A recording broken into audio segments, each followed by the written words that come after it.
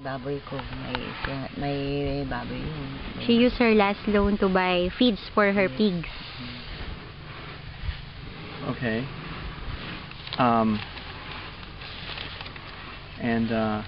What new things have you been able to do with your business with this loan? What, come again? What has this loan enabled you to do? Ano pa po yung pinagkagastosan nyo dun sa feed, sa loan? Marami na. Ayun, pagtandan ng magpitas ng mais. Ganun. Ay, may nagmamais din po kayo? Opo, ma. Sa inyo po yung bukid ng mais? Opo. Ayun na, nandun sa bahay namin. Ano po yung binili nyo dun sa mais?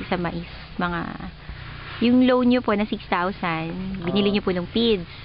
Po, saka pagtandan yung magpitas ng mais. Diba? Yung tandan, yung fertilizer po? Hindi na. Ano sir yun? Ay, pang-upa po. Pang-upa ng doon sa mga magpitas. namimitas. Opo. Ah, Kasi wala ka she used for the laborer fee for her cornfield. She has a cornfield. So, she paid the other part of the loan for the laborers.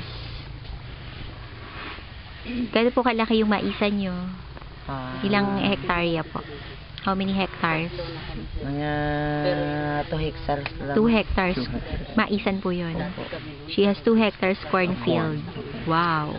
Yung rice. Sa rice po, ilang hektarya? Half hectare of rice field. Half hectare. Kamusta naman po? Hindi po kayo... Hindi kami pa nag-ano ma'am. Malapit na ma'am sa November. Ngayon. Sana nga hindi na masira. Sana po Nabubunga na ngayon ma'am. Her next harvest season is this coming month, Sana November. Okay. Harvest season Sana for... nga, ma'am. Mais po yun? Pati palay? Palay ma'am. Mais po hindi. Mais. Ngayon na ma'am. Now is the harvesting time for corn. And the next month is resting time for rice. So next November is the harvesting time for corn. For rice. For rice. But now, ongoing is the corn.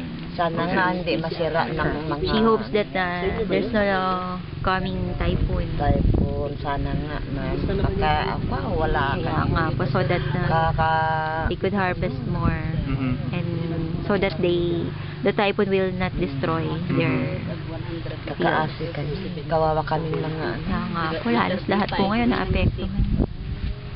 Ano po yung mga pangarap nyo? Gusto nyo pang mangyari sa inyong negosyo?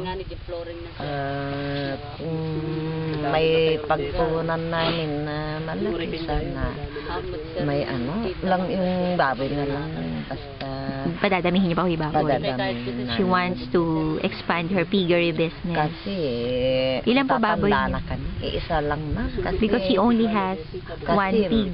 She wants to mahal ng purchase feeds. more numbers of pigs Mahal. and supply of feeds.